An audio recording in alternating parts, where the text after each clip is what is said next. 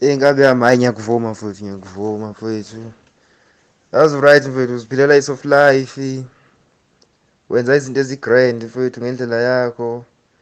And the way ngibona ngakhona u-achievile empilweni mfowethu, umjitho o-grand mfowethu, wazi ukwenza izinto zakhe mfowethu, and azenze zenzeke mfowethu. The way lokhu ngibona ama-status akho ngakhona mfowethu, uzilela i-soft life mfowethu. Eish, nami ngiyafisa mfowethu mangathi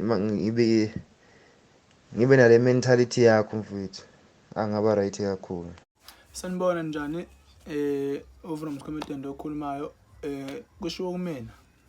Imeli okukhulunywa ngayo kuthiwa impilo yami right kanjani kanjani.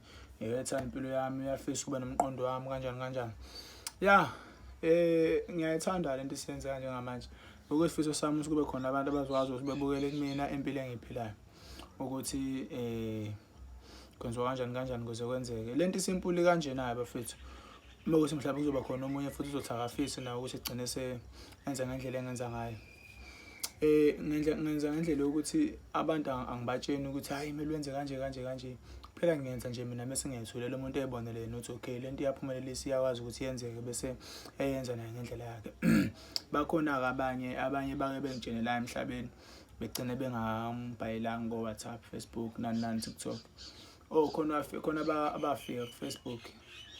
Bakhuluma ukuthi bona babencoma umsebenzi wami, ngiyawuthanda umsebenzi wakho kanjani kanjani, sayithanda indlela ephilayo, kodwa bagcina bengashongo ukuthi nabo bafuna ukuphila njengami.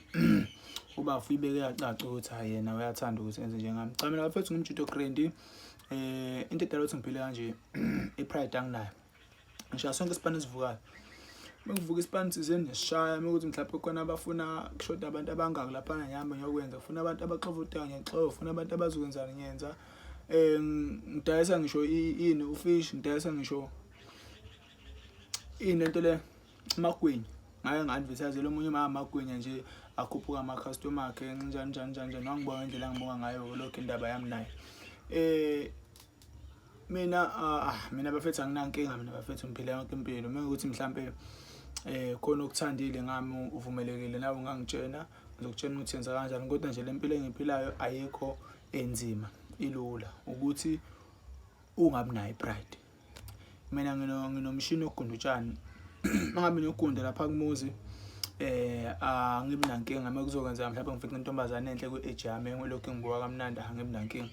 Ngiyafika lapha ngibingelele njani my sister, ngiyaphila, okay ngiyaphila nami, no ngizomuntu ozocela ukuthi egunda utshani, mhlawumbe akhona yena abadala. Mawukuthi abekho noma mhlawumbe my sister uyena okhokhayo asho ukuthi hayi ungagunda mhlawumbe imali ngizokufakela mina, noma ngicela ukuthi ushiye inamba yakho ngizobanikeza mase ufikile kanjani kanjani. Angithi mase ufike egcineni lo muntu mase ngibona ukuthi kuphuma intombazane enhle, mase ngishintsha indlela yokukhuluma, mhlawumbe sengisho ngendlela ukuthi hayi no masiza ngihamba nomuntu ogunda utshani manje uthi angizobuza ukuthi engakwazi ukuthi sebagundela ekhaya ezini like akusemini. Cha, ngiyamtshena nje my sister no imina ozogunda my sister. Ngakwazi ukuthi ngigundele ekhaya, uma ukuthi uyangiqasha mayebonge ngiphume ngihambe, akubi nankinga. Danko.